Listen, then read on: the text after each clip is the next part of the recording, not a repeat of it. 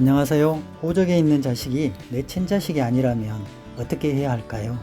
실제로 이런 상담을 하는 어머니들이 많은 것 같습니다. 사정이 있으면 남의 자식이 호적에 올라와 있는 경우가 많으니까요. 그 중에는 남편이 몰래 혼외자를 낳아 출생신고를 한 경우가 있고요. 이런 사실을 모르고 있다가 나중에 알게 되고요.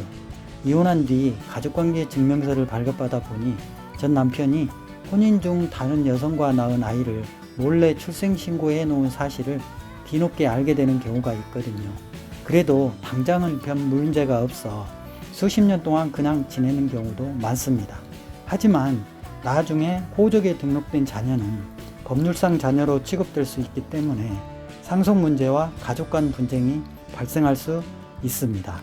그래서 그 전에 정리를 해야 하는데 반드시 친생자 관계 부존재 확인 소송을 통해 친자 관계가 존재하지 않는다는 판결을 받아야 가족관계 등록부를 바로잡을 수 있습니다. 즉 호적에 있는 남의 자식을 없앨 수 있습니다. 소송을 준비할 때는 기본증명서, 가족관계증명서, 혼인관계증명서, 증등록 초본 등 기본 서류를 준비하고 가능하면 유전자 검사를 하는 것이 가장 중요한 증거가 됩니다.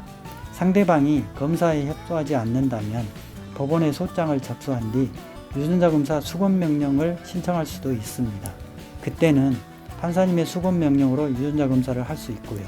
유전자 검사 결과 친자 관계가 아니라는 사실이 확인되면 판사님은 친생자 관계가 존재하지 않는다는 판결을 할 수 있고, 판결이 확정되면 가족관계 등록부 정정 신고를 하여 호적에 있는 남의 자식을 없앨 수 있습니다. 소송 기간은 법원마다 다르지만 보통 4개월에서 6개월 정도 소요됩니다.